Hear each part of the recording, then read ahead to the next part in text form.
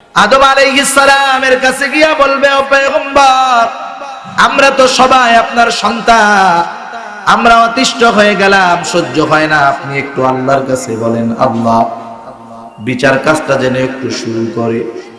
হযরত আদম আলাইহিস সালাম সেই দিন তাদের সামনে যুক্তি তুলে ধরবেন, শুনো, আল্লাহ তাআলা আমাকে জান্নাতের মধ্যে গন্ধম খাইতে মানা করেছিলেন, আমি খাইছিলাম। আমার ভয় হয় আমি আজকে নিজের চিন্তায় অস্থির, নাফসি নাফসি করতে থাকবে আদম আলাইহিস সালাম। আজকের এই দিন আল্লাহ অনেক রাগান্বিত, আল্লাহর সামনে গিয়ে আমি কিছু বলতে পারবো না। তোমরা নূহ আলাইহিস সালামের কাছে যাও। নূহ আলাইহিস সালামের কাছে এসে মানুষেরা যখন বলবে আপনি একটু আল্লাহর কাছে বলেন, আল্লাহ জানি শুধু বিচার কাজটা শুরু করে। নূহ আলাইহিস সালাম বলবেন, আমি পারবো না, আমার তো বড় ভয় হয়। আমি আমার উম্মতের জন্য একটা বদদুয়া করেছিলাম। আল্লাহর নবী নূহ আলাইহিস সালাম বলেছিলেন, ক্বালা নূহুর রাব্বি লা তাযার আলাল আরদি মিনাল কাফিরিনা দাইয়ারা। উনি মুমিনের বিরুদ্ধে বদদুয়া করেন নাই। 950 বছর দাওয়াত দিছে একজন নবী, অল্প কিছু মানুষ ঈমান আনছে আর সবগুলা বেঈমান। তাদের বিরুদ্ধে বলছে, আল্লাহ আপনি দুনিয়ার একটা কাফেরকেও ছেড়ে দিবেন না। লা তাদার আলাল আরদি মিনাল কাফিরিন, এই দুনিয়ার মধ্যে পৃথিবীতে যত কাফের আছে একটারেও ছেড়ে দিবেন না। যদিও কাফের, ওরা তো আমার উম্মত ছিল। আমার আজকে ভয় হয়, নাফসি নাফসি, আমি নিজের চিন্তা করতেছি আমার কি হবে। আজকের এই দিন আল্লাহ অনেক রাগান্বিত, আল্লাহর সামনে কথা বলার মতো সুযোগ আমার নাই। এক কাজ করো, তোমরা হযরত ইব্রাহিম আলাইহিস সালামের কাছে চলে যাও। মানুষেরা ইব্রাহিম আলাইহিস সালামের কাছে আসবে। ইব্রাহিম আলাইহিস সালাম খলিলুল্লাহ, আল্লাহর বন্ধু, কিন্তু কিয়ামতের দিন এই মুসলিম মিল্লাতের পিতা হযরত ইব্রাহিম আলাইহিস সালাম কেমন চিন্তিত থাকবে। মানুষেরা গিয়া বলবে ইব্রাহিম আলাইহিস সালামের কাছে যে আপনি তো মুসলিম মিল্লাতের পিতা, আল্লাহ তাআলার খলিল আপনি, আল্লাহ রাব্বুল আলামিন আপনার দোয়া কবুল করেছেন, এই জামানার নবী আসছেন, আপনি একটু আল্লাহর কাছে বলেন, আল্লাহ জানি আজকের দিনের বিচার কাজ শুরু করে দেয়। উনি বলবেন, না আমার দ্বারা সম্ভব না, ওজর পেশ করে বলবেন মুসা আলাইহিস সালামের কাছে যাও। মানুষেরা গিয়া মুসা আলাইহিস সালামকে বলবে, আপনি তো কালিমুল্লাহ, আপনি তো তুর পর্বতে আল্লাহর সাথে অনেকবার কথা বলছেন। যেহেতু আল্লাহর সাথে আপনার সরাসরি কথা হয়েছে অনেকবার, আপনি জলিলুল কদর নবী, আল্লাহ তাআলা আপনাকে কত মুজিজা দান করেছে, আপনি একটু আল্লাহর কাছে বলেন, আল্লাহ জানি বিচার শুরু করে। বিচারের পরে ঠিকানা যা হয় হোক, আপনি একটু বিচার শুরু করতে বলেন। মুসা আলাইহিস সালাম বলবেন, না আমি পারবো না, চইলা যাও ঈসা আলাইহিস সালামের কাছে।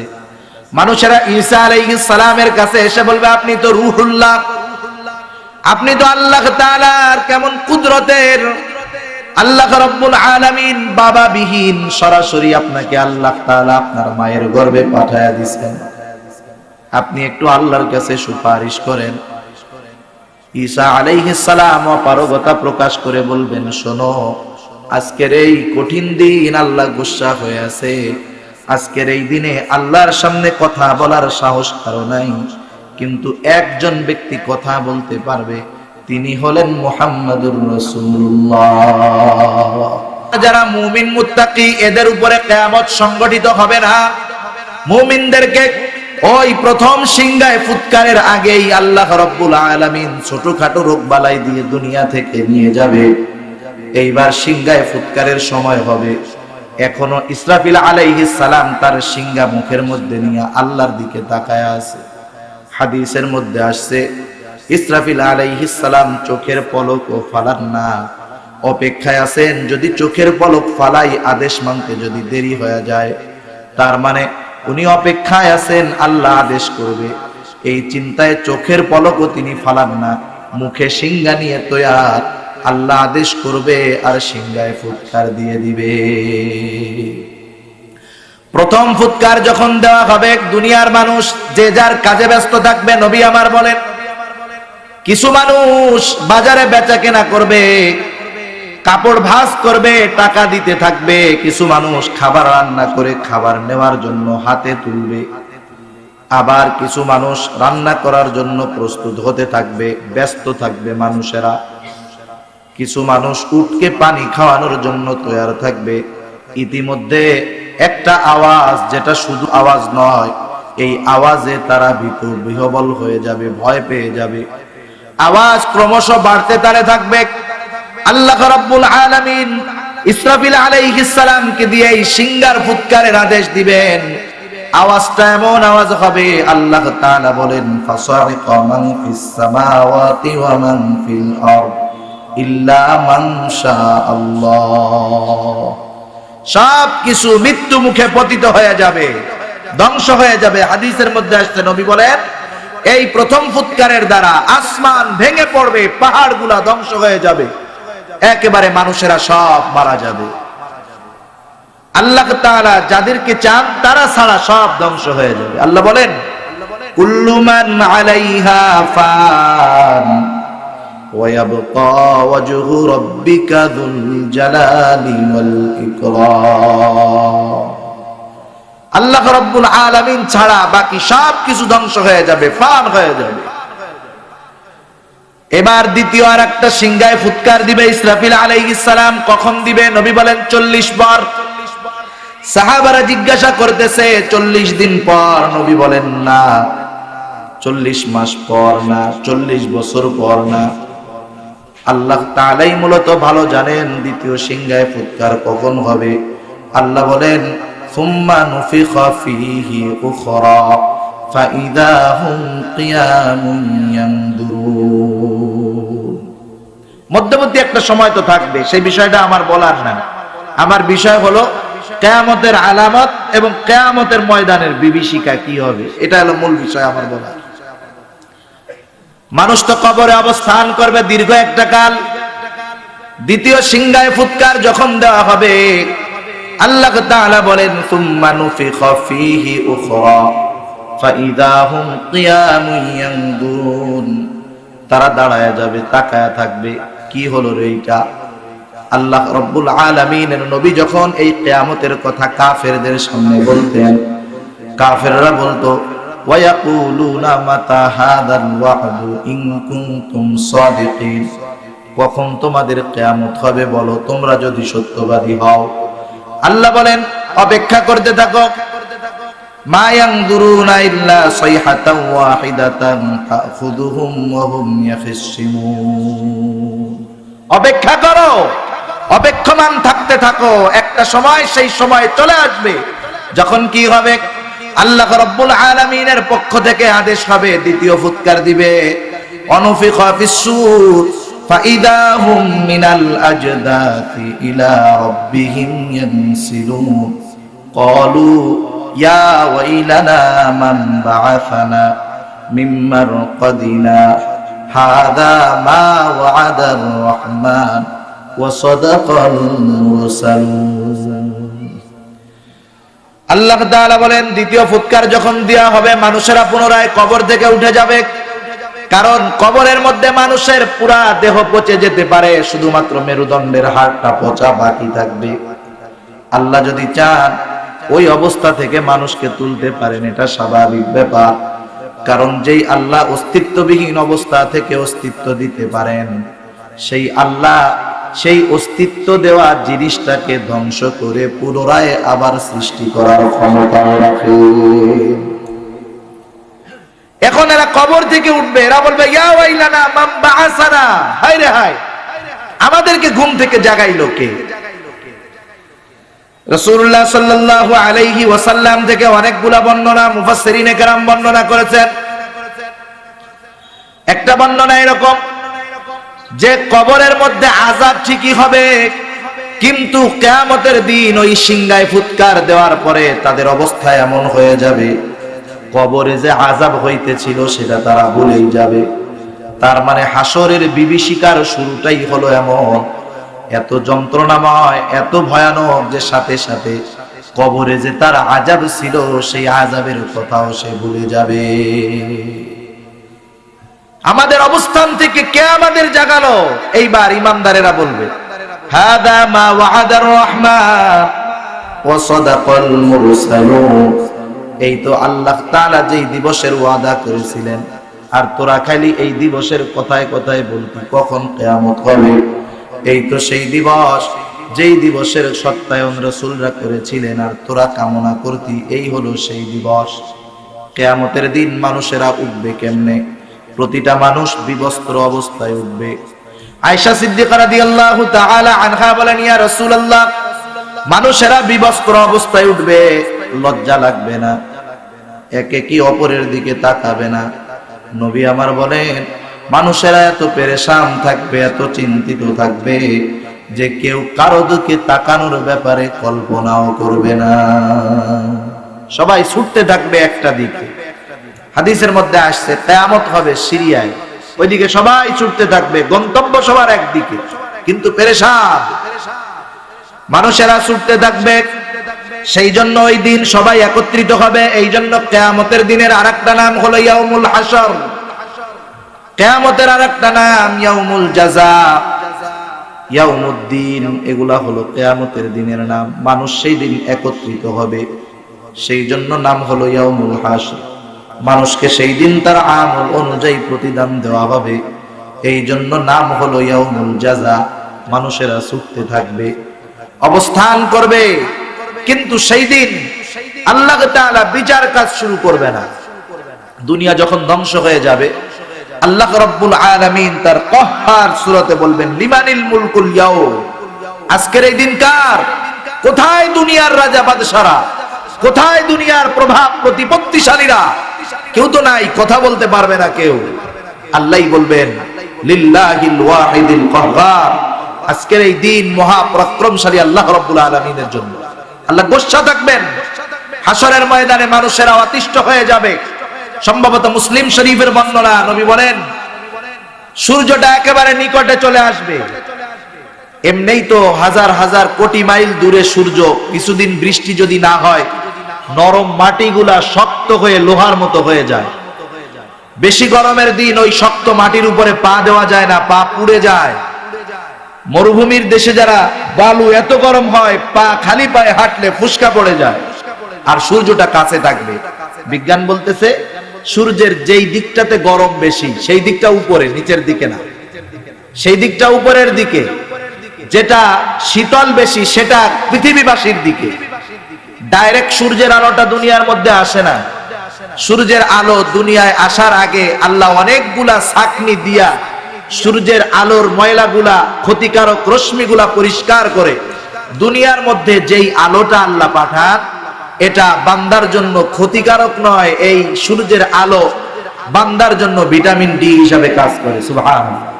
সেই ভিটামিন ডি, গরমের দিন কি গরম, খালি পায়ে চলা যায় না। কিয়ামতের ময়দানে সূর্য যখন তার গরম দিকটা কিয়ামতবাসীর দিকে দিবে, তখন কি হবে অবস্থা? জমিনটা তামার মতো হয়ে যাবে। মানুষ তার অন্যায় অনুযায়ী ঘামের মধ্যে হাবুডুবু খেতে থাকবে। এই অবস্থায় মানুষেরা একে অপররে বলবে, হায় রে, বিচার কাজটা শুরু হইলেই তো ভালো হইতো, এরপরে জাহান্নাম অথবা জান্নাতে যাই, সেটা পরের চিন্তা। মানুষের একটা অভ্যাস হলো, মানুষ যখন যেই বিপদের মধ্যে থাকে মনে করে এটাই আমার জন্য বড় বিপদ, সামনেরটা পরে চিন্তা করে। মানুষেরা বলা বলি করবে, হায় রে, বিচার তো আল্লাহ শুরু করে না, বিচার করার পরে ফয়সালা যা হতো হতো, এত কষ্ট তো আর সহ্য হয় না, বিচার কাজ শুরু করবে কেমনে? এইবার কিছু মানুষ বলবে, চলো আমরা আমাদের পিতা আদম আলাইহিস সালামের কাছে গিয়া বলি, আল্লাহর কাছে সুপারিশ করে উনি জানি বিচার কাজটা শুরু করায়। কিছু লোক বলবে, হ্যাঁ চলো। এইবার তারা হযরত আদম আলাইহিস সালামের কাছে যাবে। আদম আলাইহিস সালামের কাছে গিয়া বলবে, ও পয়গম্বর, আমরা তো সবাই আপনার সন্তান, আমরা অতিষ্ঠ হয়ে গেলাম, সহ্য হয় না, আপনি একটু আল্লাহর কাছে বলেন, আল্লাহ বিচার কাজটা যেন একটু শুরু করে। হযরত আদম আলাইহিস সালাম সেই দিন তাদের সামনে যুক্তি তুলে ধরবেন, শুনো, আল্লাহ তাআলা আমাকে জান্নাতের মধ্যে গন্ধম খাইতে মানা করেছিলেন, আমি খাইছিলাম। আমার ভয় হয় আমি আজকে নিজের চিন্তায় অস্থির, নাফসি নাফসি করতে থাকবে আদম আলাইহিস সালাম। আজকের এই দিন আল্লাহ অনেক রাগান্বিত, আল্লাহর সামনে গিয়ে আমি কিছু বলতে পারবো না। বলেন গন্ধম যে খাইছে আল্লাহ মাফ করে দিছে না? এরপরেও দেখেন একজন পয়গম্বর, তারা হলেন মাসুম, তাদের সব গুনাহ মাফ। কেমন রাগান্বিত থাকবেন আল্লাহ, যে সেই দিন হযরত আদম আলাইহিস সালাম বলবে না, এই কাজ আমি পারবো না। তোমরা নূহ আলাইহিস সালামের কাছে যাও। নূহ আলাইহিস সালামের কাছে এসে মানুষেরা যখন বলবে আপনি একটু আল্লাহর কাছে বলেন, আল্লাহ জানি শুধু বিচার কাজটা শুরু করে। নূহ আলাইহিস সালাম বলবেন আমি পারবো না, আমার তো বড় ভয় হয়। আমি আমার উম্মতের জন্য একটা বদদুয়া করেছিলাম। আল্লাহর নবী নূহ আলাইহিস সালাম বলেছিলেন, ক্বালা নূহুর রাব্বি লা তাযার আলাল আরদি মিনাল কাফিরিনা দাইয়ারা। উনি মুমিনের বিরুদ্ধে বদদুয়া করেন নাই। 950 বছর দাওয়াত দিছে একজন নবী, অল্প কিছু মানুষ ঈমান আনছে আর সবগুলা বেঈমান। তাদের বিরুদ্ধে বলছে আল্লাহ আপনি দুনিয়ার একটা কাফেরকেও ছেড়ে দিবেন না। লা তাযার আলাল আরদি মিনাল কাফিরিন, এই দুনিয়ার মধ্যে পৃথিবীতে যত কাফের আছে একটারেও ছেড়ে দিবেন না। যদিও কাফের, ওরা তো আমার উম্মত ছিল। আমার আজকে ভয় হয়, নফসি নফসি, আমি নিজের চিন্তা করতেছি আমার কি হবে। আজকের এই দিন আল্লাহ অনেক রাগান্বিত, আল্লাহর সামনে কথা বলার মতো সুযোগ আমার নাই। এক কাজ করো, তোমরা হযরত ইব্রাহিম আলাইহিস সালামের কাছে চলে যাও। মানুষেরা ইব্রাহিম আলাইহিস সালামের কাছে আসবে। ইব্রাহিম আলাইহিস সালাম খলিলুল্লাহ, আল্লাহর বন্ধু, কিন্তু কিয়ামতের দিন এই মুসলিম মিল্লাতের পিতা হযরত ইব্রাহিম আলাইহিস সালাম কেমন চিন্তিত থাকবে। মানুষেরা গিয়া বলবে ইব্রাহিম আলাইহিস সালামের কাছে যে আপনি তো মুসলিম মিল্লাতের পিতা, আল্লাহ তাআলার খলিল আপনি, আল্লাহ রাব্বুল আলামিন আপনার দোয়া কবুল করেছেন, এই জামানার নবী আসছেন, আপনি একটু আল্লাহর কাছে বলেন আল্লাহ জানি আজকের দিনের বিচার কাজ শুরু করে দেয়। উনি বলবেন না, আমার দ্বারা সম্ভব না। ওজর পেশ করে বলবেন মুসা আলাইহিস সালামের কাছে যাও। মানুষেরা গিয়া মুসা আলাইহিস সালামকে বলবে আপনি তো কালিমুল্লাহ, আপনি তো তুর পর্বতে আল্লাহর সাথে অনেকবার কথা বলছেন। যেহেতু আল্লাহর সাথে আপনার সরাসরি কথা হয়েছে অনেকবার, আপনি জলিলুল কদর নবী, আল্লাহ তাআলা আপনাকে কত মুজিজা দান করেছে। আপনি একটু আল্লাহর কাছে বলেন আল্লাহ জানি বিচার শুরু করে। বিচারের পরে ঠিকানা যা হয় হোক, আপনি একটু বিচার শুরু করতে বলেন। মুসা আলাইহিস সালাম বলবেন না, আমি পারবো না। চলে যাও ঈসা আলাইহিস সালামের কাছে। মানুষেরা ঈসা আলাইহিস সালামের কাছে এসে বলবে আপনি তো রূহুল্লাহ, আপনি তো আল্লাহ তাআলার কেমন কুদরতের, আল্লাহ রাব্বুল আলামিন বাবা বিহীন, সরাসরি আপনাকে আল্লাহ তাআলা আপনার মায়ের গর্ভে পাঠায়া দিয়েছেন। আপনি একটু আল্লাহর কাছে সুপারিশ করেন। ঈসা আলাইহিস সালাম অপারগতা প্রকাশ করে বলবেন শোনো, আজকের এই কঠিন দিন আল্লাহ গুসা হয়ে আছে। আজকের এই দিনে আল্লাহর সামনে কথা বলার সাহস কারো নাই, কিন্তু একজন ব্যক্তি কথা বলতে পারবে, তিনি হলেন মুহাম্মাদুর রাসূলুল্লাহ। তার কাছে তোমরা যাও, ওইখানে গেলে তোমরা ফলাফল পাইতে পারো। কারণ দেখেন ভাই, নবীরা নিজেদের চিন্তায় অস্থির থাকবে। সেই দিন দুনিয়ার বন্ধু বান্ধব, মা বাবা কোন কাজেই আসবে না, যেখানে নবীরা চিন্তা আছে। এবার মুহাম্মাদুর রাসূলুল্লাহ সাল্লাল্লাহু আলাইহি ওয়াসাল্লামের কাছে মানুষেরা যাবে। আল্লাহর নবীকে আল্লাহ তাআলা মাকামে মাহমুদ দান করবেন। তারা গিয়ে বলবে ইয়া রাসূলুল্লাহ, আপনি আমাদের জন্য একটু সুপারিশ করেন। আল্লাহর নবীর কয়েকটা সুপারিশ হবে, এর মধ্যে সুপারিশ তথা শাফাআতে কুবরা হলো এটা। এমন একটা সুপারিশ যেটা দ্বারা দুনিয়ার সব মানুষেরাই কল্যাণ পাবে তা নয়, দুনিয়ার যত মাখলুক আছে নবী সহ সবার ব্যাপারে নবীর এই সুপারিশটা কাজে লাগবে। একটা মানুষ আল্লাহর নবীর এই সুপারিশের বাইরে থাকবে না, নবী পর্যন্ত। আল্লাহর নবী এইবার আল্লাহর আরশের নিচে সিজদায় পড়ে যাবেন। সিজদার মধ্যে আল্লাহ তাআলার গুণ কীর্তন পাঠ করবেন, হাম পাঠ করতে থাকবেন। নবী বলেন কতদিন কত সময় আমি সিজদায় আল্লাহ তাআলার হামদ পাঠ করব জানি না, এত কিছু কোথার থেকে শিখব। নবী আমার বলেন আল্লাহ তাআলাই আমার জবানের মধ্যে ঢেলে দিবেন কি হামদ পাঠ করতে হবে। একটা সময় আল্লাহর নবীকে আল্লাহ তাআলা বলবেন, হাবিব আপনি মাথা উঠান, আপনি যা সুপারিশ করবেন আমি আল্লাহ আপনার সব সুপারিশ কবুল করব। আল্লাহর নবীর সুপারিশ গ্রহণ হবে এমন একটা দিন, যে কথাটা বুঝাইতে চাইলাম নবীদের অবস্থা কি হবে আর আমাদের আত্মীয় স্বজন তাইলে কি করবে। আল্লাহ তাআলা একটা চিত্র তুলে ধরেন। আল্লাহ তাআলা বলেন, ইয়াউমা ইয়াফিরুল মারউ মিন আখিহি ওয়া উম্মিহি ওয়া আবিহি ওয়া সাহিবাতিহি ওয়া বানি। আল্লাহ তাআলা বলেন কিয়ামতের দিন ভাই তার ভাইয়ের থেকে পালাবে, পিতা সন্তানের থেকে, মার থেকে, বাবা সন্তানের থেকে। আল্লাহর নবী বলেন সেই দিন ভাই তার ভাইয়ের থেকে পালাবে, স্ত্রী স্বামীর থেকে পালাবে। চিন্তা করুন যে সন্তানের মোহাব্বত দুনিয়ায় কত ছিল। ওয়া উম্মিহি ওয়া আবি, বাবার থেকে পালাবে, মায়ের থেকে পালাবে।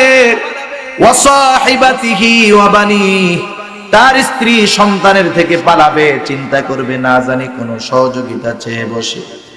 এমন কঠিন এক মুসিবতের দিন, ওই মুসিবতের দিন আল্লাহ তাআলার সামনে কথা বলবেন আমার আপনার নবী। এইবার বিচার কাজ শুরু হয়ে যাবে, বিচার কাজ শুরু হবে।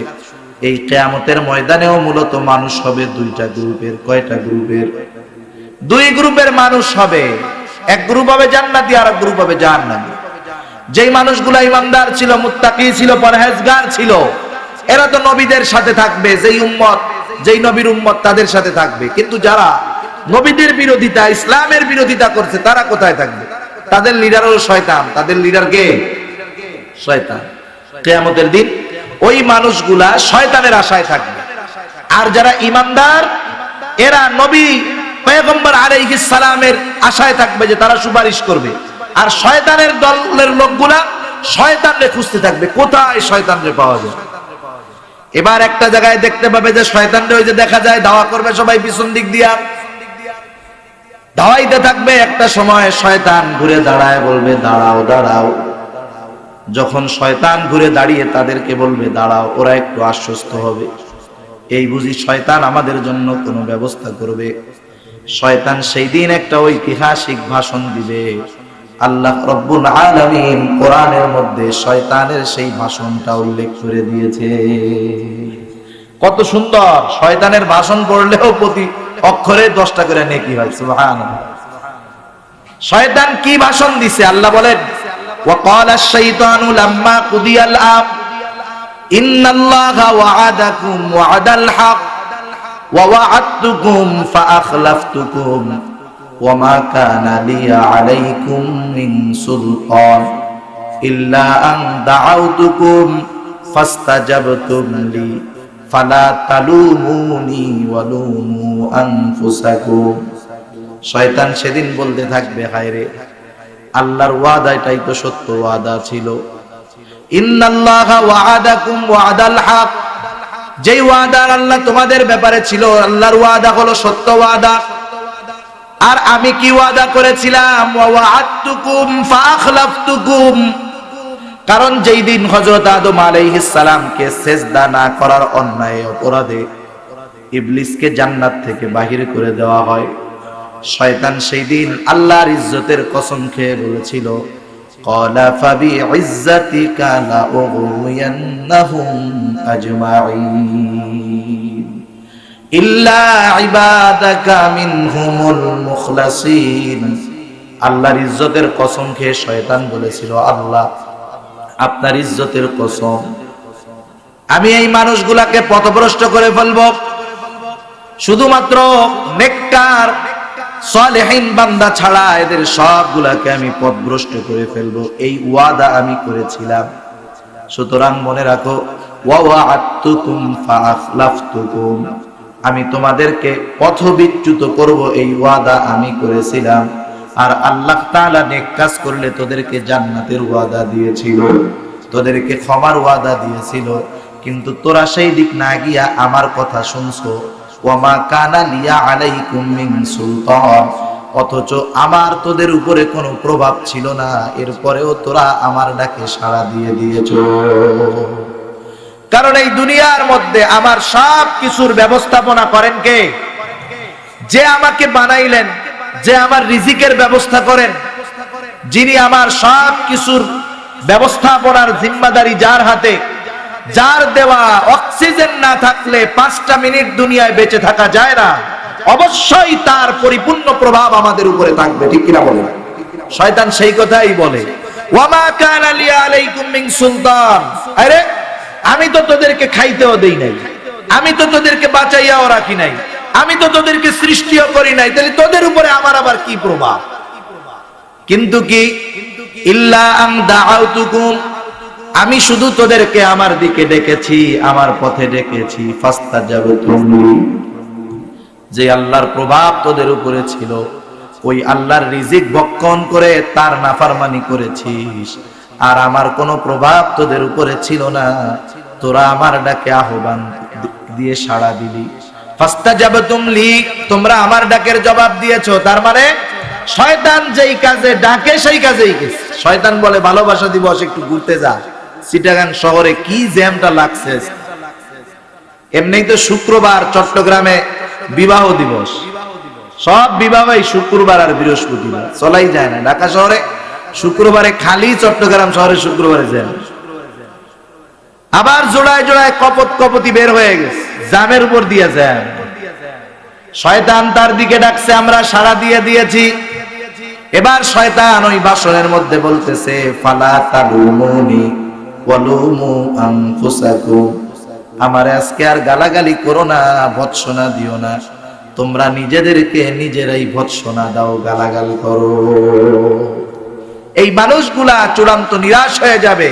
শয়তান ওদের সাথে সকল প্রকার সম্পর্ককে অস্বীকার করে বসবে, বলে যা করাইছি সব অস্বীকার করলাম, আমি কিছুই করাইনি। এই মানুষগুলার অবস্থা তো আরো খারাপ হয়ে যাবে। যে কথার থেকে গেলাম, এইবার আল্লাহর নবীর সুপারিশে বিচার কাজ শুরু হয়ে যাবে। মানুষের কয়েকটা অবস্থা হবে বড়ই কঠিন। কঠিন গুলার একটা অবস্থা হবে আমলনামা দেওয়ার সময় নিস্তব্ধ নীরবতা বিরাজ করবে। না জানি কার হাতে, ডান হাতে কিতাব আসে আর কার বাম হাতে আসে। যাদের ডান হাতে আসবে ওরা তো খুশি যে কমপক্ষে ডান হাতে পাওয়ার দ্বারা এই বিষয়টা নিশ্চিত হলো যে চিরস্থায়ী জাহান্নামে থাকতে হবে না, হিসাবের পরে জান্নাতে যাব আযাব খাইয়া হলেও, কিন্তু ডান হাতে আসার দ্বারা এই নিশ্চয়তা পেলাম যে চিরস্থায়ী জাহান্নামে থাকতে হবে। আবার আর এক গ্রুপের বাম হাতে যাবে মুনাফিক, বেঈমান। এদের আমলনামা বাম হাতে যাবে, বুক চিরে পেছন দিকে হাত নেওয়া হবে, প্রত্যেককে তার প্রত্যেকের আমলনামা পড়ার যোগ্যতা দিয়ে দেওয়া হবে। যেই লোকটা চায়নার মানুষ সেও করতে পারবে। এটা তো বোঝা আজকের দুনিয়ায় বড়ই সহজ। দেখেন না, আজকে যদি আপনার সাথে একজন চাইনিজের কথা বলতে হয়, চাইনিজ ভাষা কি বলে শব্দই বোঝা যায় না, ঠিক না? আপনার কাছে একজন চাইনিজ আসতে কথা বলতে চায়, আপনি চিটাগাংয়ের মানুষ, জীবনে চায়না যান নাই, ও জীবনে বাংলাদেশে আসে নাই, কথা কেমনে বলবেন? প্রযুক্তি আপনাকে সমাধান দিয়ে দিয়েছে। মোবাইলের ইন্টারনেট থেকে আপনি সফটওয়্যার নামাবেন, ও আপনারে জিজ্ঞাসা করবে ওর চাইনিজ ভাষায় যে ভাই আপনার নাম কি। আপনার বাংলা ভাষায় আপনার কাছে মেসেজ চলে আসবে, ভয়েস মেসেজ, ভাই আপনার নাম কি। আপনি আপনার বাংলা ভাষায় বলবেন আমার নাম আব্দুর রহিম, অটোমেটিক ওর কাছে চায়না ভাষায় চলে যাবে যে আমার নাম আব্দুর রহিম। তার মানে আজকে দুনিয়ার সব ভাষা প্রযুক্তির মাধ্যমে আয়ত্তে আনা সম্ভব, ঠিক না? বিদেশে বিভিন্ন জায়গায় এরকম অফার দেয় যে আপনি বিদেশি, কোনো অসুবিধা নেই, বিদেশি এক জায়গায় অফিসে গেছেন বা এক জায়গায় গেছেন, রিসিপশনে গেছেন, ওখানে ভিনদেশি লোক, আপনি ভাষা পারেন না, মোবাইল সফটওয়্যারের মাধ্যমে আপনি তার সাথে অনর্গল আপনার সব কথা তাকে বলতে পারবেন, সব কথা আপনি বুঝতে পারবেন। যেই আল্লাহ মানুষের মাথায় প্রযুক্তি দিয়ে এই ব্যবস্থা করাতে পারলো, সেই আল্লাহ দুনিয়ার কিয়ামতের দিন সব মানুষকে আমলনামার ভাষা বোঝার যোগ্যতা দিতে পারেন না? মানুষেরা আমলনামা পড়বে, এক গ্রুপ পড়ে দেখবে খায়রে জীবনের ছোট বড় কোনো গুনাহে তো বাদ যায় নাই। অবাক হয়ে যাবে, এটা কেমন কিতাব, মালি হাদাল কিতাব লা ইউগাদিরু সগীরাতাও ওয়ালা কাবীরাতান ইল্লা আহসাহা। কেমন কিতাব রে এটা, একটা বড় ছোট অন্যায়ও বাদ যায় নাই। আমার জীবনের সবগুলা এখানে লেখা আছে, সব লেখা আছে। সেজন্য মানুষের ওই আমল নামার সময় একটা চিন্তা থাকবে, বড় চিন্তা, আর একটা চিন্তা থাকবে মিজানের পাল্লায় যখন মানুষের আমল ওজন দেওয়া হবে। এই সময়গুলা হলো কিয়ামতের সবচাইতে কঠিন সময়। কিয়ামতের দিন মানুষের আমল নামা হিসাব করা হবে, ওজন দেওয়া হবে, সওয়াব আর নেকি। মিজান তো আল্লাহ কায়েম করবেন, দাড়ি পাল্লা। যার নেকি বেশি হবে আল্লাহ তাআলা তাকে মাফ করে জান্নাত দিয়ে দিবে, কিন্তু যার গুনাহ বেশি হয়ে যাবে এর মতো কপাল পোড়া দুনিয়ায় কিয়ামতে আর কেউ থাকবে না। তার নসিব বড় খারাপ। একটা লোকের হবে ব্যালেন্স সমান, সম্ভবত তাফসীরে কাবীরের মধ্যে আছে, একটা লোকের নেকি আর গুনাহ সমান হবে, একেবারে সমান। তো তুই তো স্বতন্ত্র গ্রুপের লোক রে, একটা যদি নেকি পাও তাহলে তুমি জান্নাতে যাবা। ও বলবে আল্লাহ কি বলেন, একটা নেকি, একটু সময় দেন, আমার অনেক বন্ধু বান্ধব আছে, আমার অনেক আত্মীয় স্বজন আছে, মা বাবা আছে, কোনো অসুবিধা নাই। ওকে বলা হবে যাও একটা নেকি নিয়ে আসো। লোকটা চিন্তা করবে হায় রে, দুনিয়ায় কত বন্ধু বান্ধব ছিল, বিপদ আপদে কাছে আসছে, কত বিপদে পড়ছি, বন্ধুরা বাঁচাইছে, টাকা ধার দিছে। আজকে কিয়ামতে মুসিবতের দিন একটা নেকি যদি বন্ধুর কাছে চাই এমনিতেই দিবে। এইবার বন্ধুর সাথে দেখা হবে, বন্ধু এর চিনবেই না, কেডা করে তো চিনি না সব। এবার মানুষটা হতাশ হয়ে যাবে, চিন্তা করবে যাই তো স্ত্রীর কাছে, কত মুহাব্বত ছিল স্ত্রীর সাথে, স্ত্রীর কাছে যাবে, স্ত্রী তার স্বামীকে অস্বীকার করবে। আজকে দুনিয়ার মানুষ যেই সন্তানের জন্য আয় করে, অধিকাংশ বাবা অপরাধে লিপ্ত হয় সন্তানের ভবিষ্যতের কথা চিন্তা করে। যে সুদ খায়, ঘুষ খায়, তাকে যদি জিজ্ঞাসা করেন ভাইরে কেন এমন করে টাকা পয়সা অবৈধভাবে অর্জন করো, এত টাকা কি তোমার লাগে নাকি? ও বলবে আমার যেমন তেমন, আমি এত টাকা জমাই এর কারণ হলো আমার সন্তান জনি ভবিষ্যতে আরামে থাকতে পারে। সন্তানের কাছে যাবে, সন্তান অস্বীকার করবে, দিবে না। মা বাবার কাছে যাবে, বাবা পিতৃত্বকে অস্বীকার করবে।